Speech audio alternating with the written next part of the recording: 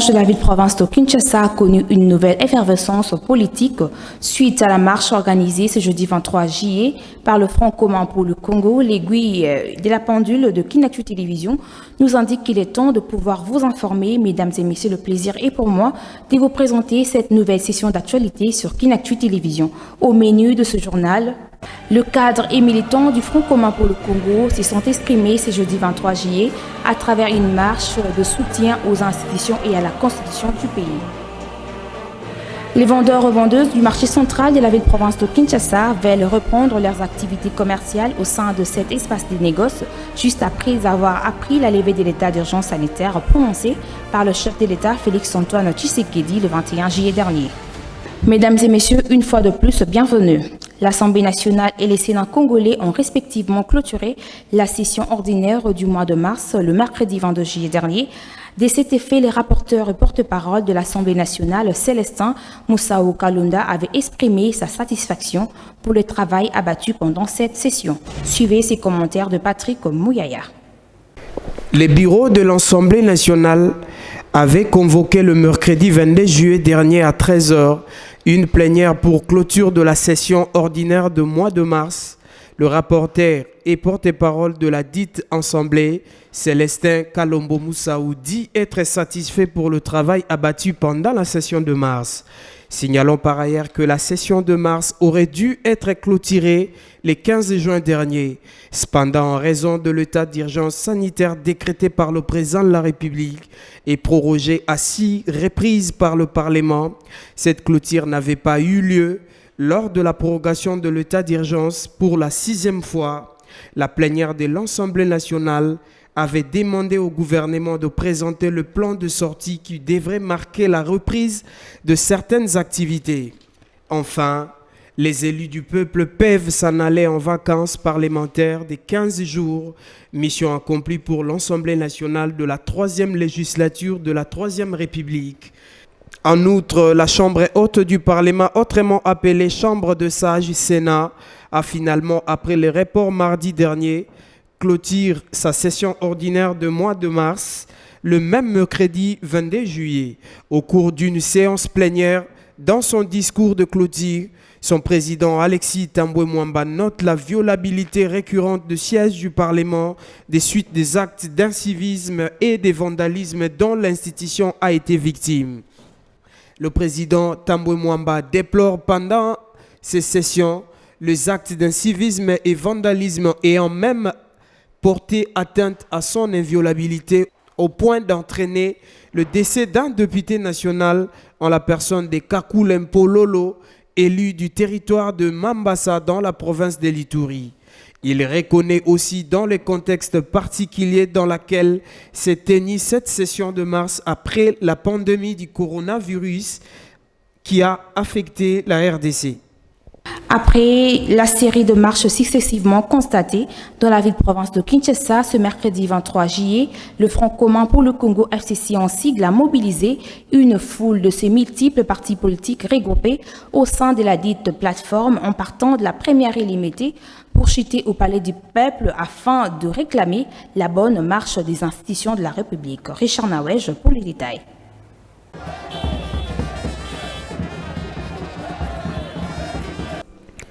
Il faut être présent dans sa présence pour obtenir de présent, dit-on. Le Front commun pour le Congo FCC en sigle a réussi son pari ce jeudi 23 juillet à Kinshasa à la grande activité politique de la marche pacifique organisée par cette plateforme politique qui regorge en son sein plusieurs membres de différents partis politiques. À cet effet, il s'y est de signaler que cette activité politique a connu la présence du secrétaire permanent du PPRD, Emmanuel Ramazani Shadari, l'ancien ministre de l'Industrie Marcel Ilunga Leou, Omer Egwake, Patrick Bologna, Ngoï Kassanji, India Omari et d'autres cadres politiques de ces différents partis politiques du FCC, ainsi que plusieurs militants qui étaient présents pour accompagner au bon port pour la réussite de cette activité grandiose. Mais l'on rappelle que la police nationale congolaise a rempli donc sa mission du début jusqu'à la fin de cette activité, d'où un mémo a été donc déposé pour marquer les débuts de cette marche.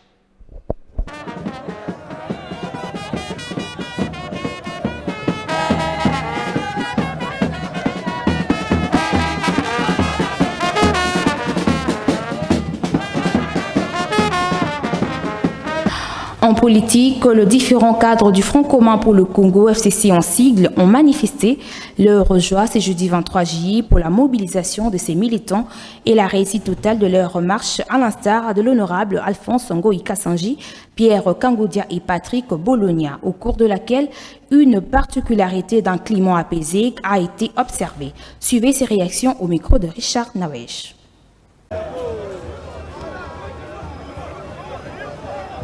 Après un succès exceptionnel connu par le Front commun pour le Congo, le FCC à la marche pacifique organisée par cette plateforme politique, ce jeudi 23 juillet à Kinshasa, quelques cadres du FCC ont donc donné leur réaction quant à l'occurrence d'Ngoï Kassanji, Pierre Kangoudia et Patrick Bologna. Populaire, la preuve que Joseph Kabila a la majorité populaire qui a fait de lui le chef de file de la majorité parlementaire. Donc le leader de la rue, c'est Joseph Kabila Kabange. La preuve est aujourd'hui, 1 million de Congolais sont dans les rues de Kinshasa. Jamais c'est arrivé à Kinshasa, jamais, jamais. C'est la première fois.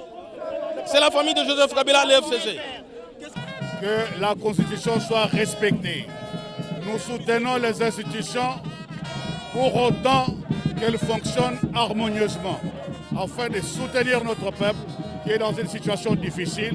Il n'y a que comme cela que nous allons amorcer le développement du pays, mais aussi préserver l'intégrité territoriale. C'est la raison de la marche d'aujourd'hui.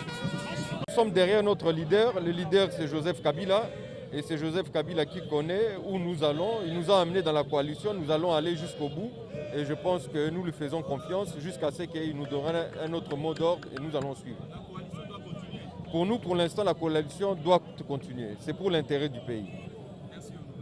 Il s'y est dénoté par ailleurs que cette activité a connu la participation de plusieurs partis politiques regroupés au sein du Front commun pour le Congo, FCC en cycle, accompagné d'une marée humaine de tous les militants, car au cours de laquelle l'atmosphère d'une ambiance remarquée s'est fait sentir, car la police congolaise a rempli sa mission régalienne. Toujours en politique, Richard Nawej a brandi son micro à quelques militants des différents partis politiques regroupés au sein de la plateforme du Front commun pour le Congo, dont ces derniers n'ont pas manqué de donner leur réaction pour la réussite totale de leur marche après tant de reports de cette activité politique par leur autorité morale et ses différents cadres. Au moment où beaucoup de Congolais s'inquiétaient du silence du Front commun pour le Congo, FCC en sigle, pour sortir à la rue et revendiquer le bon fonctionnement des institutions de la République. Certains militants qui ont répondu présents sur terrain à la marche du FCC n'ont pas manqué de fournir leurs détails. Cette activité, c'est une marche de soutien pour la paix et les institutions au pays. Parce que la politique alors que on a profité de la population congolaise. Nous avons posé à Kimia pour Makambo Oyo, Bakonzi Balaka Kibiso et Kokisama. Donc, nous avons la Covid. Pendant que Covid est la politique ça ne profite à personne.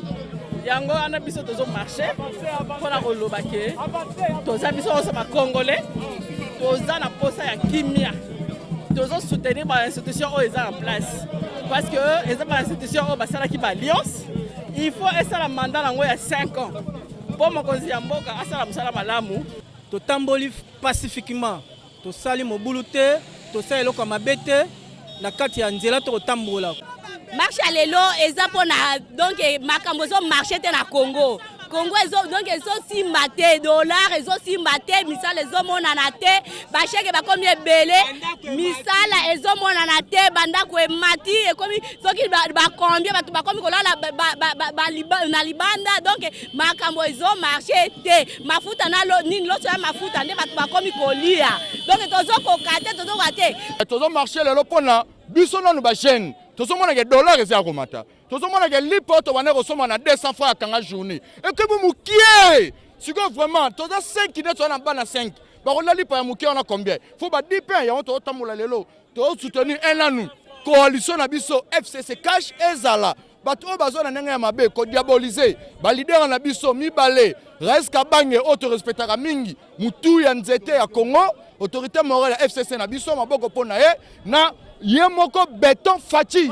Yango to senga na to lelo to soutenir bango et puis to na poster changement social na biso ezala liboso. Donc, ceci est un signal fort pour la classe politique congolaise, car aujourd'hui, la vérité a triomphé aux yeux du peuple et à la face du monde entier.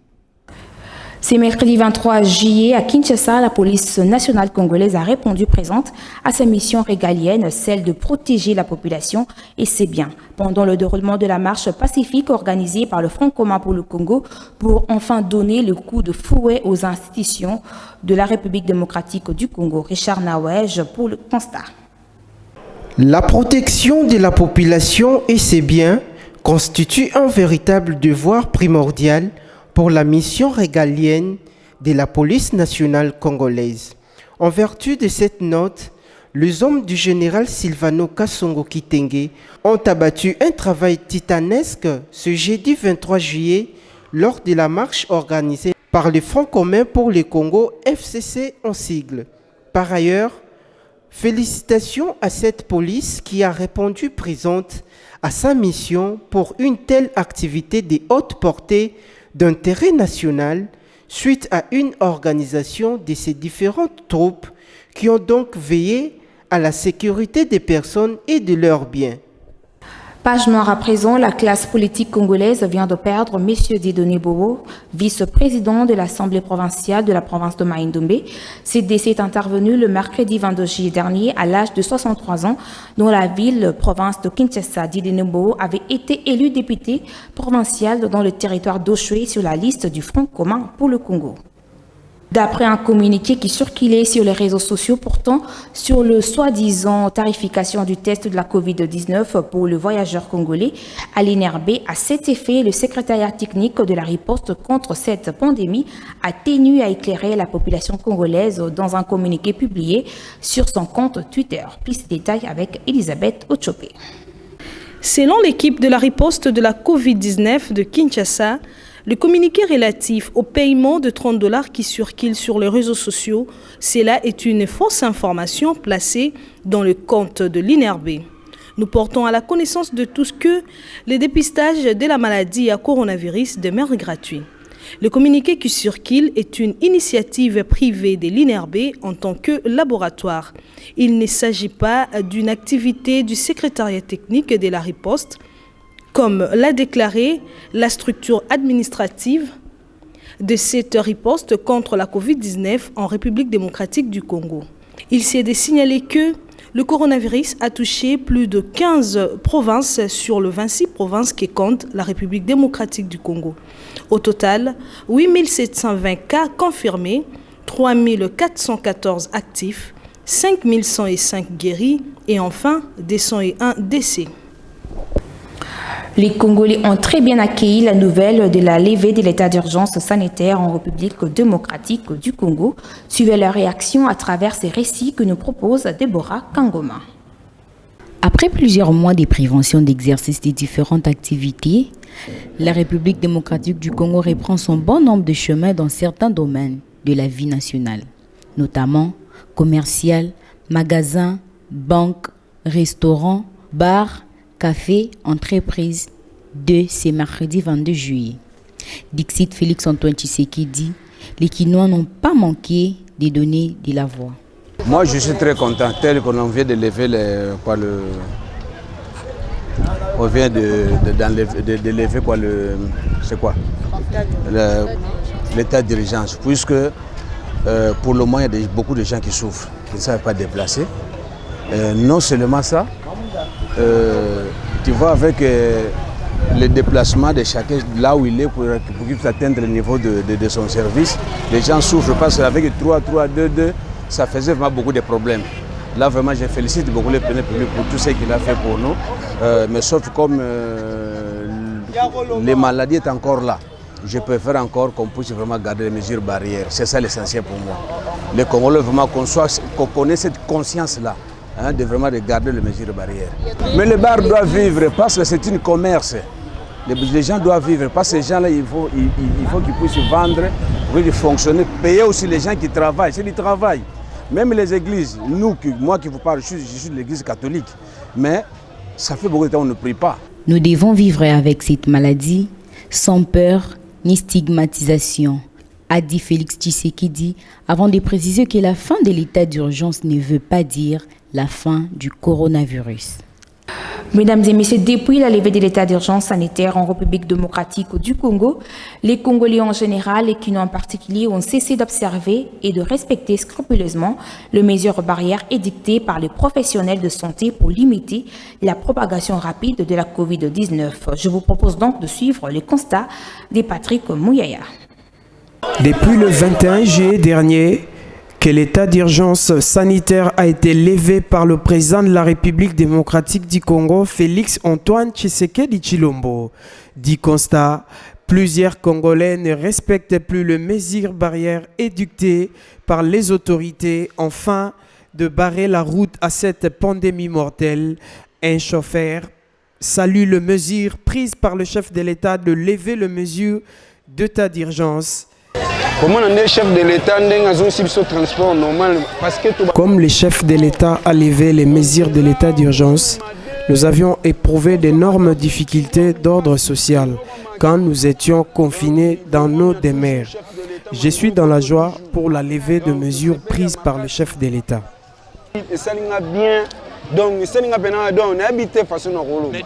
Pour le port de masque qui n'est plus respecté depuis la levée de mesures d'état d'urgence,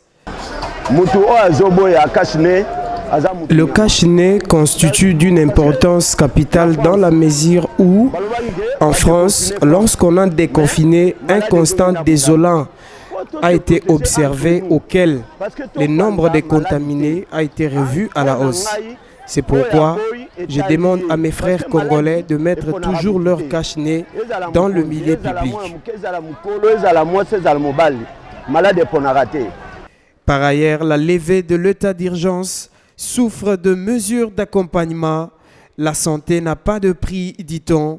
La levée de mesures portant de l'état d'urgence ne veut pas dire que la COVID-19 n'existe plus.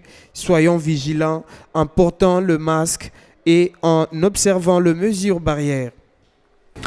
En société, certains vendeurs et vendeuses du marché central de Kinshasa, communément appelé Zando, ont manifesté dans la matinée de ce jeudi 23 juillet, réclamant la réouverture de celui-ci tout en respectant la décision du chef de l'État, Félix Antoine Tshisekedi, relative à la levée de l'état d'urgence sanitaire sur toute l'étendue de la République démocratique du Congo. Regardez.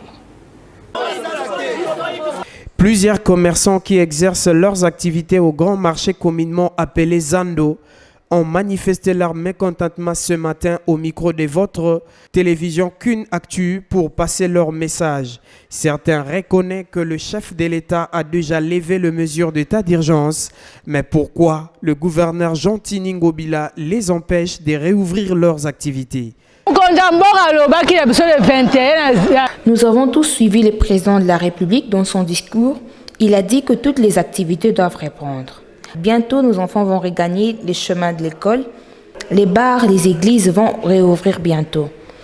Nous sommes venus aujourd'hui parce que nous devons réouvrir nos activités, mais la police nous a empêchés. Nous demandons donc au chef de l'État de s'enquérir de notre situation. Nous sommes de mamans, nous travaillons pour nos familles.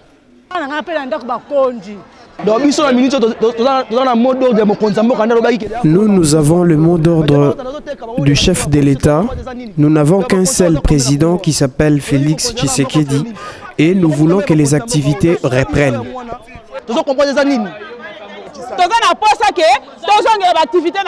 Notre souci est que les activités reviennent à la normale. Cela fait 4 mois que nous avons souffert. Pourquoi Gentili Ngobila ne veut-il pas que nous puissions réouvrir nos magasins?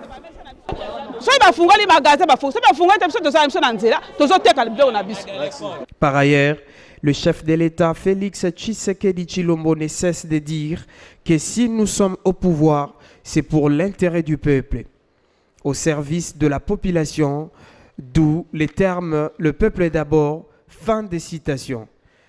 Et affaire à suivre. En sport, le président national de la LISPED, Maître Alain Bokingo, explique la place, la mission et la fonction de cette organisation de renommée internationale dans le milieu sportif. La réponse à travers cette réaction au micro de Caleb Bouyaka. Vous devez savoir que la LISPED a été créée depuis 1999, donc aujourd'hui, jour pour jour, nous totalisons près de 21 ans. Mais nous savons que nous ne sommes pas encore arrivés, nous sommes en train de travailler. Par la grâce de Dieu, nous y arriverons et nous organisons notre mission aussi d'organiser le sport au niveau de loisirs, donc dans le milieu judiciaire. Comme je vous ai dit, nous organisons le tournoi Justice Loisirs qui regroupe autour du ballon rond, autour du sport, les magistrats, les avocats, les inspecteurs judiciaires, bref, les acteurs judiciaires. La LISPED travaille avec toutes ces sensibilités, toutes ces couches. Nous avons eu à travailler avec pas mal de fois avec les dirigeants sportifs notamment, avec les commissions des supporters. Mais je crois que chacun dans son club doit jouer un rôle, mais nous viendrons en appui. Chacun doit jouer son rôle. Au niveau de club, il y a des structures aussi qui doivent encadrer les supporters, mais nous sommes une initiative privée qui vient en appui à ces clubs-là. Je crois que nous allons ensemble avec l'État congolais, avec les dirigeants sportifs, avec tout le monde, organiser un séminaire sur la lutte contre la violence, que nous puissions quand même demander à tous les sportifs de bien se comporter. Nous avons fait près de 3 mois sans activité sportive. Je crois qu'il faudra que nous puissions aborder les nouvelles orientations sportives après cette pandémie, avec de nouvelles méthodes, avec les nouveaux comportements, et pour que effectivement le sport aille de l'avant, pour que le sport se développe harmonieusement. Nous y voilà au terme de cette session d'actualité de ce jeudi 23 juillet. Nous sommes dans l'obligation de vous le faire la restitution de ces principales articulations. Le cadre et militant du Front commun pour le Congo se sont exprimés ce jeudi 23 juillet à travers une marche de soutien aux institutions et à la constitution du pays. Les vendeurs-revendeuses du marché central de la ville-province de Kinshasa veulent reprendre leurs activités commerciales au sein de cet espace de négoce, juste après avoir appris la levée de l'état d'urgence sanitaire prononcée par le chef de l'État Félix-Antoine Tshisekedi le 21 juillet dernier. Merci aux plumes posées sur la rédaction de différents commentaires, mais aussi à l'équipe technique. Les Congolais doivent respecter davantage les gestes barrières car la Covid-19 n'a pas encore quitté notre société congolaise. Au revoir.